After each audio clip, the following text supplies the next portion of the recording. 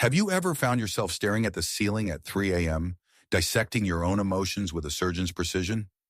You know exactly why you feel lonely. You can trace the root of your current anxiety back to a specific moment in your childhood. You know the psychological jargon for your attachment styles and defense mechanisms. You understand yourself inside out. And yet, there you lie, tired, stuck, and unable to change a thing. We're always taught that self-awareness is the ultimate key to healing. But what happens when that self-awareness doesn't bring the liberation we were promised? What if constantly analyzing yourself isn't the solution, but an invisible prison silently keeping you trapped? Welcome to the dark side of hyper-self-awareness, a place where the truth doesn't set you free, but paralyzes you. In a culture constantly calling for self-optimization and introspection, the ability to self-reflect is seen as a kind of superpower. We read psychology books, listen to podcasts, and try to rationally explain every one of our actions.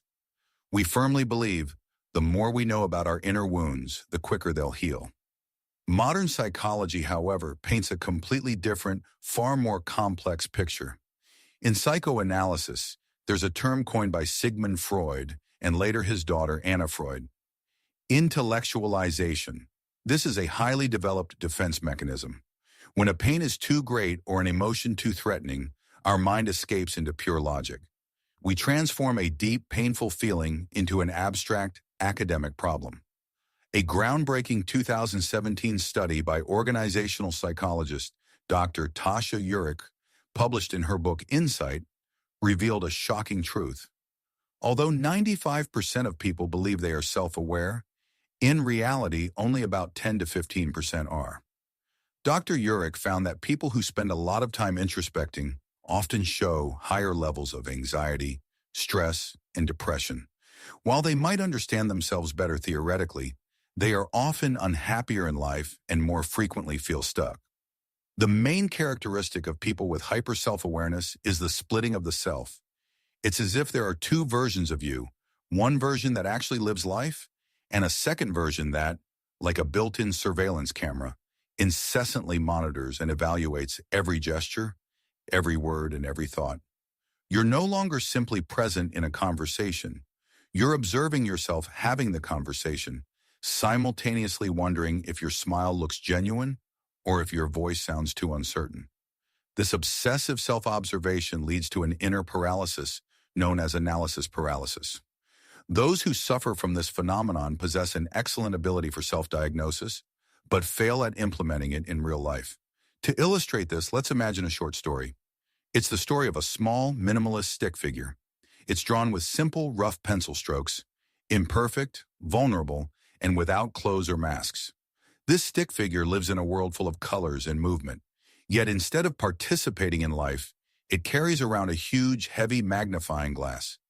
Every time the stick figure wants to take a step forward, it stops, bends down low, and examines its own shadow under the magnifying glass. It analyzes the rough lines of its body, searches for the causes of its imperfection, and tries to fathom why its pencil strokes are thicker in some places than others. At first, the stick figure felt safe with this magnifying glass.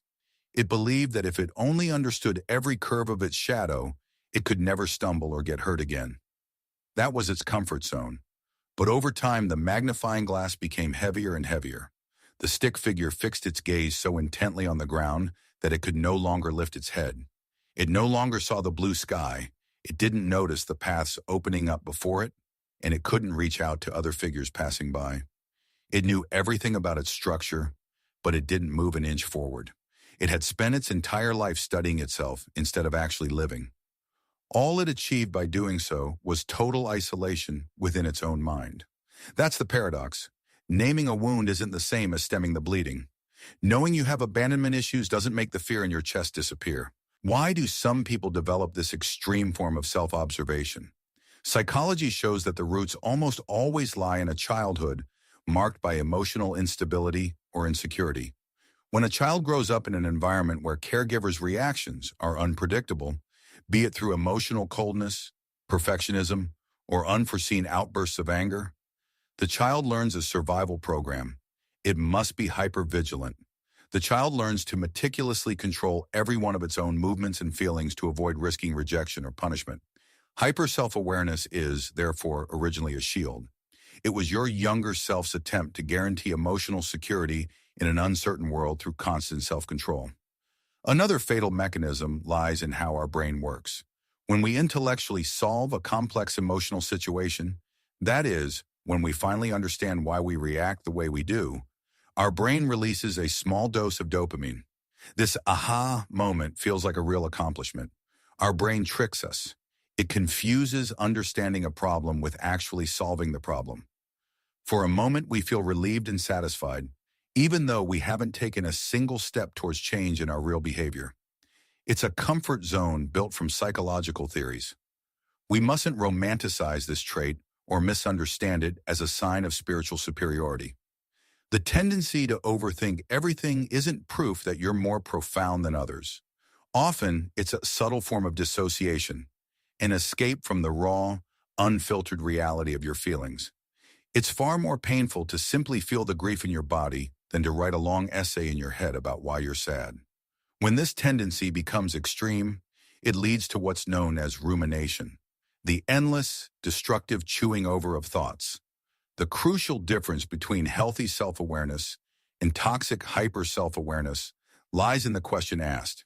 People who are stuck constantly ask themselves, "Why am I like this?"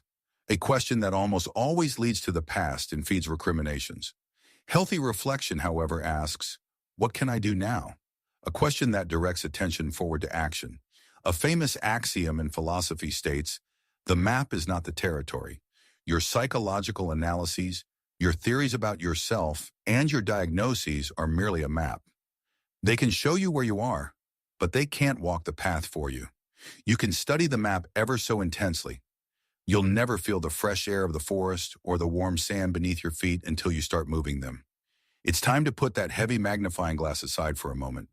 Allow yourself to be imperfect, to make mistakes, and to lose control of your facade. True healing doesn't begin in your head when you've found the perfect explanation for your pain. It begins in your heart when you summon the courage to feel life unfiltered and simply be. Thanks very much for spending time with me today and sharing your thoughts. Do you know this feeling of being trapped in your own mind? Feel free to write it in the comments. I read and appreciate every single one of your contributions. If this deep insight has helped you, then subscribe to our channel, Tom Lee Moy now, hit the bell, and feel free to become a member of our community. In the next video, we'll learn together how to break through this mental block and finally move from thinking to actual doing. Take good care and see you next time.